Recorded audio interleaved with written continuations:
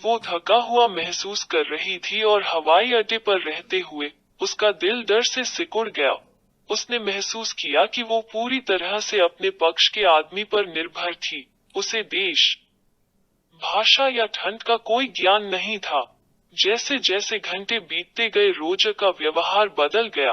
वो अब सुखद होने के लिए किसी भी प्रयास किए गए, और यद्यपि वे उसे चूमने के लिए या उसके स्तन पुचकार न करने की कोशिश की कभी नहीं किया था, उसकी आंखों में देखो अधिक से अधिक दूर हो गया।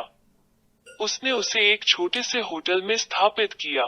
उसका परिचय एक अन्य युवा ब्राजीलियाई महिला विवियन नामक एक उदास प्राणी से कराया, जो उसे काम के लिए तैयार करने का प्रभारी होगा।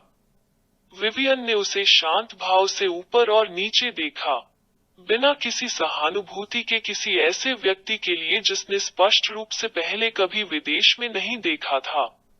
उससे पूछने के बजाय कि वो कैसा महसूस कर रही है, वो सीधे व्यापार में उतर गई। अपने आप को बहकाओ मत। जब भी उसके किसी नर्तक की शादी होती है, वो ब्राजील के लिए उड़ जाता है। ऐसा कुछ जो अधिक से अधिक बार होता हुआ प्रतीत होता है।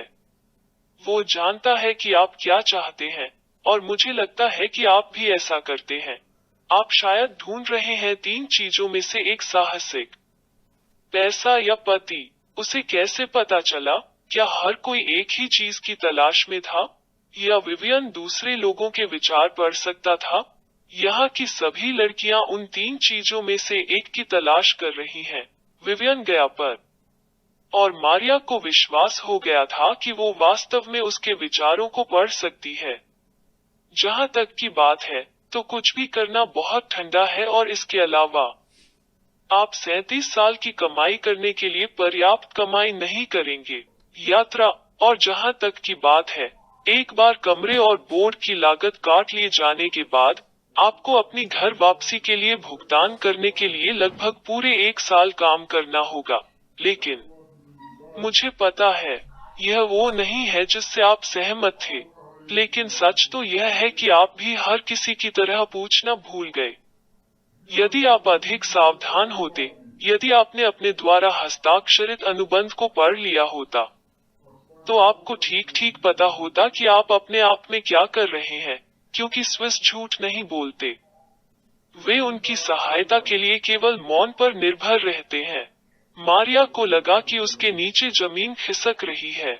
और जहां तक की बात है, हर बार जब एक लड़की की शादी होती है, तो यह रोजर के लिए एक बड़ी वित्तीय हानि का प्रतिनिधित्व करता है।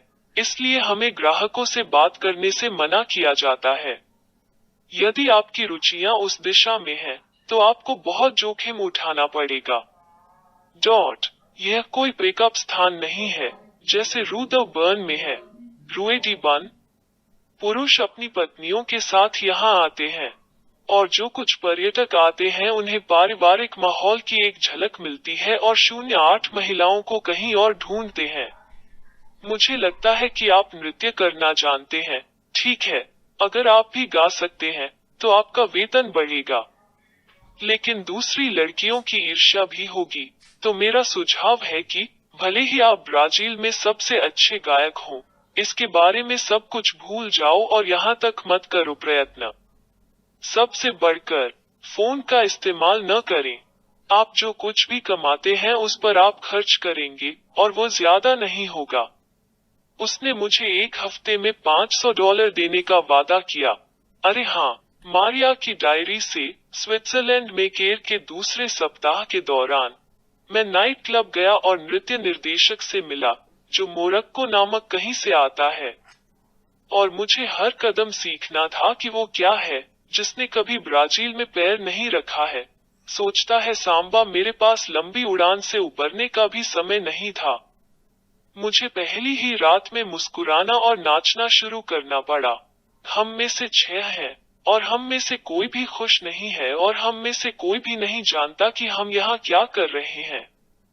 ग्राहकों पीने के लिए और सराहना, झटका चुंबन और निजी तौर पर अश्लील इशारों बनाने के लिए, लेकिन यह है कि के रूप में दूर के रूप में यह हो जाता है।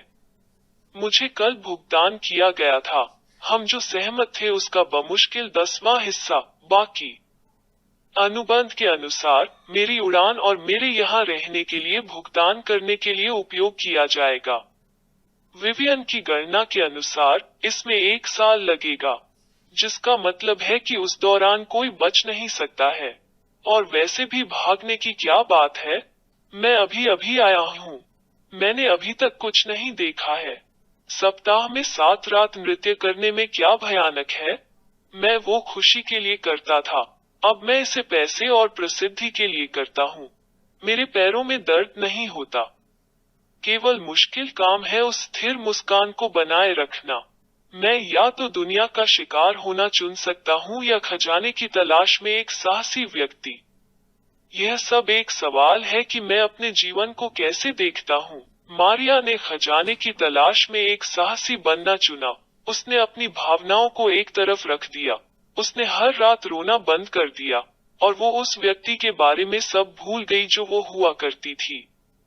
उसने पाया कि उसके पास यह दिखाने के लिए पर्याप्त इच्छा शक्ति है कि वो अभी पैदा हुई थी और इसलिए उसके पास किसी को याद करने का कोई कारण नहीं था।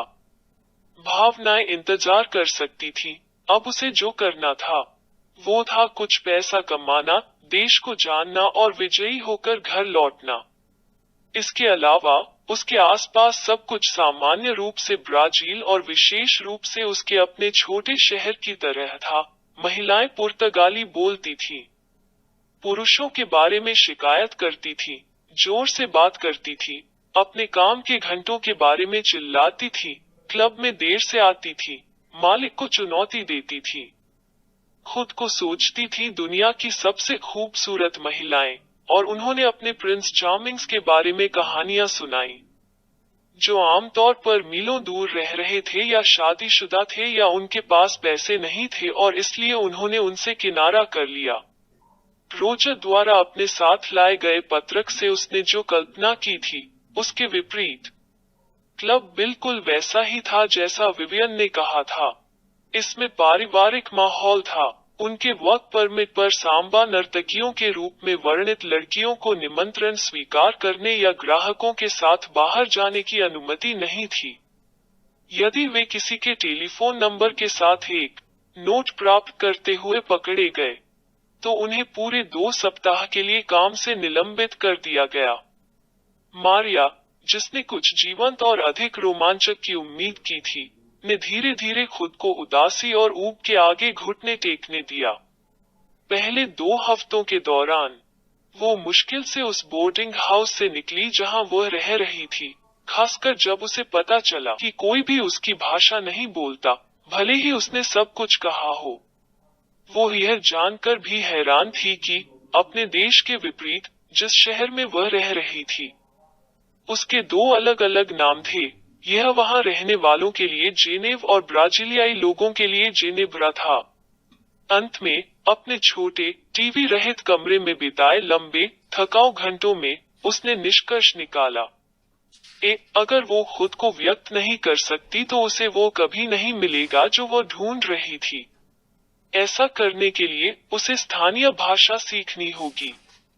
चूंकि उसके सभी सहयोगी एक ही चीज की तलाश में थे, इसलिए उसे अलग होने की जरूरत थी। उस विशेष समस्या के लिए उसके पास अभी तक समाधान या विधि दोनों का अभाव था। मारिया की डायरी से जेनेब्रा पहुंचने के 4 सप्ताह बाद, मैं पहले से ही यहाँ अनंत काल तक रहा हूँ। मैं भाषा नहीं बोलता। मैं सारा दिन रेडियो पर संगीत सुनने में बिताता हूँ, अपने कमरे के चारों ओर देखता हूँ, ब्राजील के बारे में सोचता हूँ, काम शुरू करने की लालसा, और जब मैं काम कर रहा होता हूँ, बोर्डिंग हाउस में वापस आने की लालसा करता हूँ। दूसरे शब्दों में, मैं वर्तमान नहीं भविष्य जी रहा हूँ। एक दिन किसी दूर भविष्य की तारीख में मुझे अपना टिकट घर मिल जाएगा और मैं ब्राजील वापस जा सकता हूँ, ड्रेपर की दुकान के मालिक से शादी कर सकता हूँ और उन दोस्तों की दुर्भावनापूर्ण टिप्पणियों को सुन सकता हूँ जिन्होंने कभी खुद कोई जोखिम नहीं उठाया, केवल अन्य लोगों को देख सकते हैं, विफलताएं नहीं। मैं इस तरह वापस नहीं जा सकता। मैं इसके बजाय खुद को विमान से बाहर फेंक दूंगा क्योंकि यह समुद्र पार कर रहा है। चूंकि आप विमान में खिड़कियां नहीं खोल सकते, मैंने कभी इसकी उम्मीद नहीं की थी। शुद्ध हवा में सांस लेने में सक्षम नहीं होने के लिए क्या शर्म की बात है। मैं यहाँ मर जाऊंगा, लेकिन इससे पहले मरो, मैं जीवन के लिए लड़ना चाहता हूँ। एक एफ मैं अपने आप चल सकता हूँ, मैं जहाँ चाहूँ वहाँ जा